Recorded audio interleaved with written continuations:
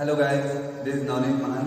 जैसे हमने पिछले वीडियो में डिस्कस किया था टाइप्स ऑफ फार्मिंग के बारे में, मैंने आप लोगों को डाइवर्सिफाइड फार्मिंग और स्पेसिफाइड फार्मिंग के बारे में बताया था। गाइस, उसे हम आगे डिस्कस करते हैं मिक्स फार्मिंग के बारे में। गाइस, फार्मिंग का अगला टाइप है वो है मिक्स फार्मिंग, जिसको हिंदी में मिश्रित खेती के नाम से जानते हैं। मिश्रित खेती गाइस, जैसे कि नाम से पता चलता है, इसमें मिक्स फार्मिंग या मिश्रित खेती में एक से कृषि से संबंधित एक से अधिक उद्यम को एक साथ समन्वित रूप से किया जाता है, या हम कह सकते हैं कि एक साथ कई उद्यमों को मिक्स करके मैचअप करके उनका मैनेजमेंट किया जाता है। दैट मीन्स, जैसे कि उदाहरण से हम बात करें मिक्स फार्मिंग में, तो फसल उत्पादन के साथ साथ में फसल उत्पादन के साथ साथ पशुपालन, मछली पालन, कुक्कुट पालन,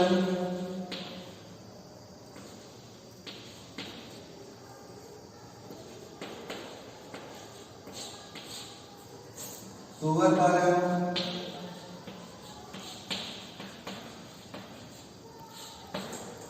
इत्यादि एक साथ विकसित रूप से किए जाते हैं। गाइस, मिक्स फार्मिंग करने से हमें बहुत सारे फायदे होते हैं, जैसे कि किसी अवांछनीय कारण से यदि हम किसी एक उद्यम से हमें हानि होने की स्थिति होती है, उस कंडीशन में एक उद्यम से होने वाली हानि को किसी दूसरे उद्यम से होने वाले लाभ का रिप्लेस कर सकते हैं। दैट मीन्स, अगर हमें फसल उत्पादन में हानि होता है तो उसको हम पशुपालन से रिकवर कर सकते हैं। यदि पशुपालन में हमें हानि होती है तो मछली पालन या कुक्कुट पालन से हम उसको रिकवर कर सकते हैं। गाइस, इस कंडीशन में हमको जोखिम कम होता है तथा लाभ अधिक होता है। गाइस, मिक्स फार्मिंग की एक और विशेषता होती है कि मिक्स फार्मिंग में सभी उद्यम एक दूसरे के लिए लाभदायक होते हैं। जैसे कि पशुपालन से प्राप्त जो खाद होता है, जिसका उपयोग हम फसल उत्पादन में कर सकते हैं, तथा फसल उत्पादन से प्राप्त फसल अवशेष होते हैं, उनका उपयोग हम पशुपालन में कर सकते हैं। इसी प्रकार से अवशेष जो होते हैं उनका उपयोग हम मछली पालन में कर सकते हैं, या फिर मछली पालन या मछली के जो अवशेष होते हैं उनका उपयोग हम कुक्कुट पालन में कुक्कुट के या मुर्गियों के चारे के रूप में कर सकते हैं।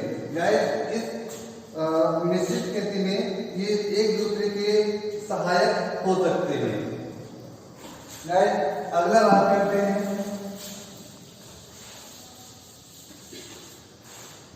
अगला जो प्रकार है वह है शुष्क खेती।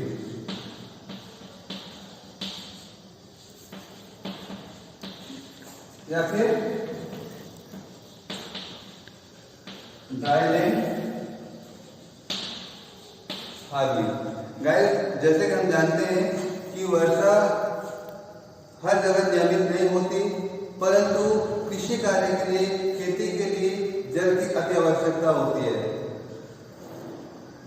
जैसे कि हम जानते हैं कि हमें भोजन के लिए प्राथमिक जो आवश्यकता है वो है कृषि कार्य, अर्थात वर्षा हो या ना हो, वहां पे हमें कृषि कार्य करना आवश्यक होता है भोजन की उपलब्धता के लिए। परंतु जिन क्षेत्रों में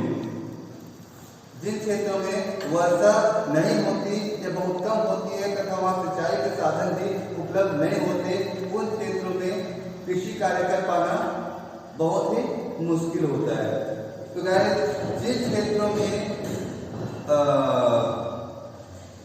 वर्षा प्रति वर्ष 50 सेंटीमीटर से कम होती है तथा सिंचाई के साधन भी बहुत ही कम होते हैं या फिर नहीं होते, उन क्षेत्रों में कृषि कार्य करना शुष्क खेती या फिर ड्राईलैंड फार्मिंग कहलाता है। इन क्षेत्रों में 50 सेंटीमीटर से कम वार्षिक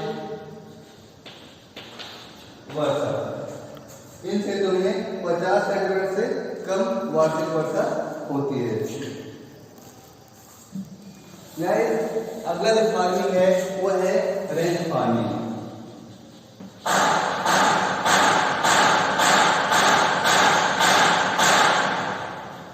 रेंज फार्मिंग रेंज फार्मिंग जो होता है, हम बात करते हैं रेंज फार्मिंग की। रेंज फार्मिंग में हम किसी प्रकार के कोई भी कृषि कार्य या फिर हम कर्षण क्रिया नहीं करते हैं। रेंज फार्मिंग में जो भी खाली मैदान होता है, जहाँ हरे घास उपलब्ध होते हैं, पशुपालक अपने पशुओं को उन क्षेत्रों पे चरने के लिए छोड़ देते हैं। या फिर हम कह सकते हैं कि ऐसे खाली मैदान जहाँ पे हम कृषि कार्य ना करें और पशुओं के चरने के लिए उसे निश्चित कर रखें, उसे हम रेंज फार्मिंग या रेंजिंग कहते हैं। अब हम बात करते हैं सिस्टम ऑफ फार्मिंग की। कृषि की कौन कौन सी प्रणालियाँ होती है। सबसे पहले तो हमको ये जानना जरूरी है कि कृषि प्रणाली या सिस्टम ऑफ फार्मिंग होता क्या चीज़ है।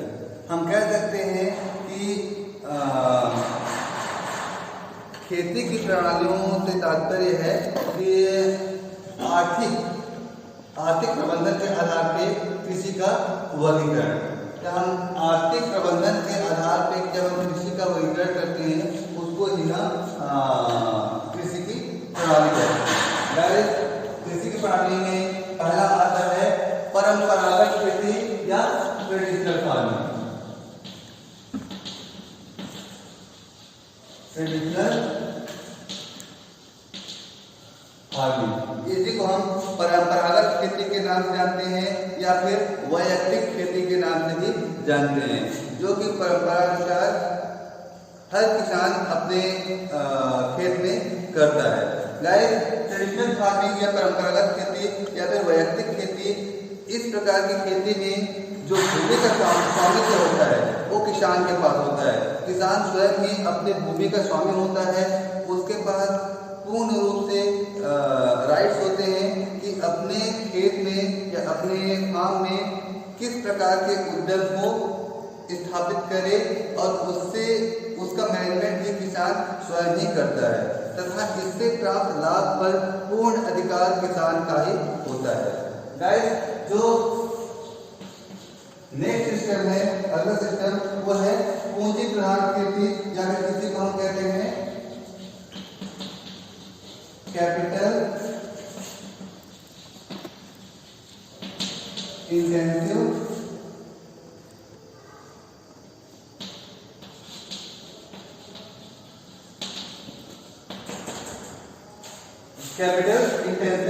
फार्मिंग।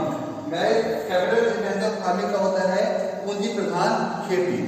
इसमें कोई एक जमींदार होता है जो कि अपने खेत में बहुत सारे वर्कर्स को रख के उनसे काम कराता है। या फिर हम कह सकते हैं कि पूंजी प्रधान खेती में फार्म का स्वामित्व किसी एक विशेष पूंजीपति के हाथ में होता है तथा उसका पूरा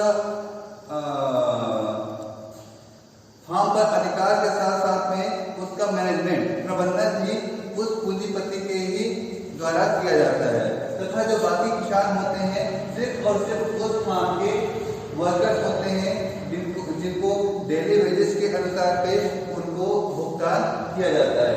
गाइस, जो अगला प्रकार है वो है राजकीय खेती या फिर state farming. Guys, state farming जो होता है ये इसको हिंदी में राजकीय खेती कहा जाता है। इसमें फार्म का स्वामित्व तथा उसका प्रबंधन पूर्ण रूप से शासन के द्वारा या फिर सरकार के द्वारा किया जाता है। गाइस, इसमें फार्म की देखरेख सरकारी कर्मचारियों द्वारा किया जाता है। सरकारी कर्मचारी इसके लिए नियुक्त होते हैं। बहुत सारे फार्म ऐसे होते हैं जिनका सरकार द्वारा नियंत्रण अति आवश्यक होता है, जैसे कि बीज उत्पादन फार्म या फिर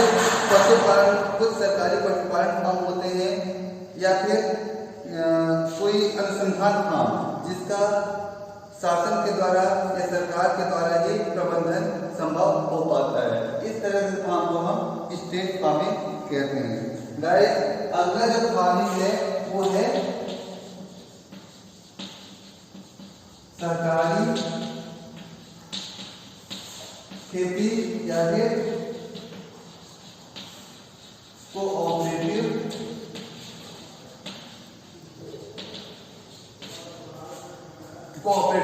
फार्मिंग।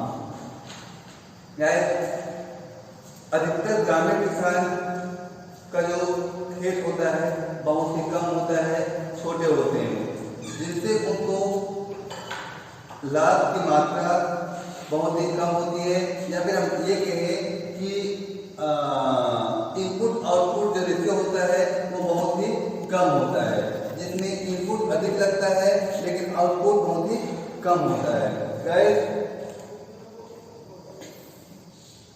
अगर हम इस चीज को ध्यान में रखते हुए अगर गरीब किसानों के लिए एक लाभदायक अगर नीति के बारे में सोचें तो वो होता है सहकारी खेती, जिसमें गांव के छोटे जोत वाले किसान जिनके पास जमीन की या भूमि की जो उपलब्धता है बहुत कम होती है, अगर सभी किसान आपस में मिल जाएं तो उनके पास एक बड़ी जोत वाली फार्म की उपलब्धता हो जाएगी, जिससे उनका मैनेजमेंट करने में, प्रबंधन करने में आसानी होगा तथा उनसे प्राप्त लाभ भी अधिक होगा, या फिर हम ये कहें कि इनपुट आउटपुट रेशियो भी कहीं अधिक होगा, जिससे कि उन खेत के प्रबंधन में लगाया गया जो लागत है उसके अनुपात में हम उससे प्राप्त जो लाभ है कहीं अधिक होगा।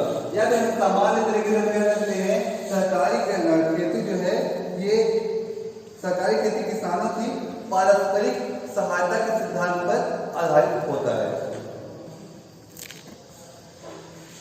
चलो, ये तो हुआ सहकारी खेती, कोऑपरेटिव फार्मिंग होता क्या है। अब हम बात करते हैं सहकारी खेती के, कोऑपरेटिव फार्मिंग के टाइप्स के बारे में। सहकारी खेती को हम मुख्यतः 4 प्रकार से जानते हैं, या फिर कह सकते हैं कि सहकारी खेती के 4 रूप होते हैं, जिसमें से पहला है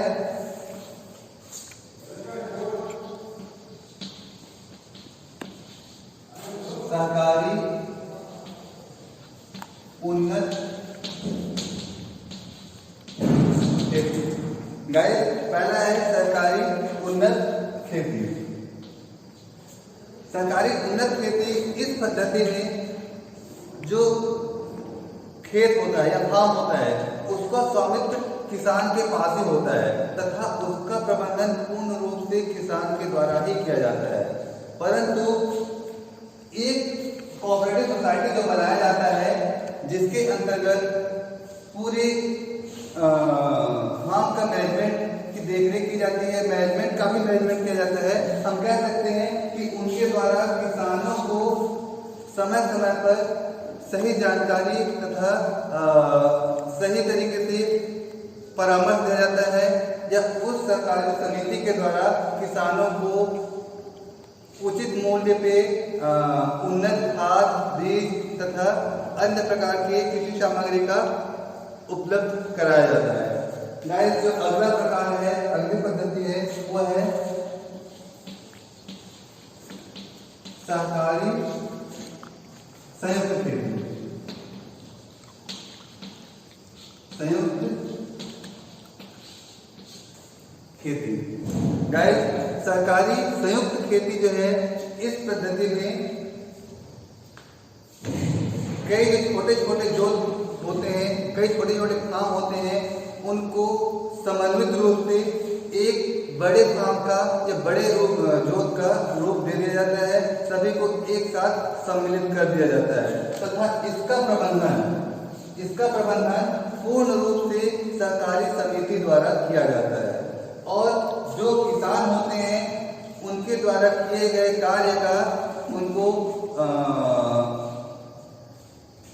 भुगतान डेली वेजेस के रूप में उनको भुगतान किया जाता है। गाइस, सहकारी संयुक्त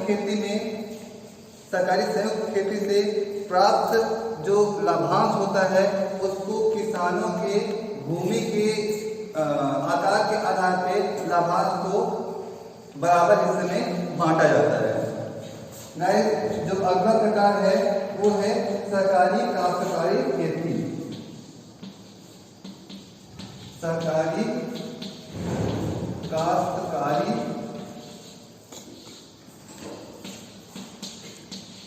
खेती। गाइस, सहकारी काश्तकारी खेती इस पद्धति में एक बड़े फार्म का, एक बड़े जोत का जो स्वामित्व है किसी सहकारी समिति के द्वारा होता है तथा उसका प्रबंधन भी किसी सहकारी समिति के द्वारा किया जाता है।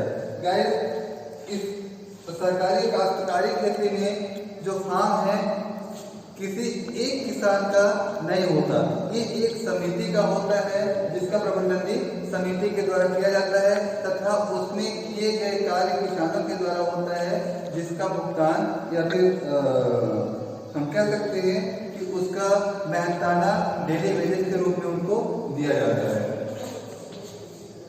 गाइस, अगला जो है वो है सहकारी सामूहिक खेती।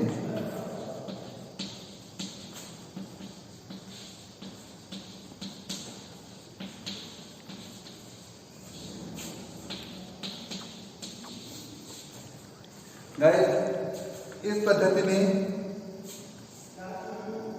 भूमि का स्वामित्व किसी एक सहकारी समिति के पास होता है, परंतु उसका मैनेजमेंट या उसका प्रबंधन सदस्यों की कमी होने के कारण नहीं हो पाती, जिस कारण सहकारी समिति अपने खेत के छोटे छोटे टुकड़े कर किसानों को बांट देता है, जिससे कि किसान उसको अपने आधार पे या अपने स्वामित्व में अपने अनुसार उसका प्रबंधन करते हैं तथा उससे प्राप्त उपज को या उससे उत्पादन किए गए उत्पाद को एक साथ समन्वित रूप से मार्केटिंग कर, उनका विक्रय कर, उसके द्वारा प्राप्त लाभांश का हिस्सा आपस में बांट लेते हैं। गाइस, ये तो हुआ सिस्टम ऑफ फार्मिंग। चलो गाइस, इस टॉपिक से रिलेटेड अगर आपको कोई प्रॉब्लम हो या कोई डाउट हो तो आप इस वीडियो के कमेंट बॉक्स में कमेंट कर सकते हैं।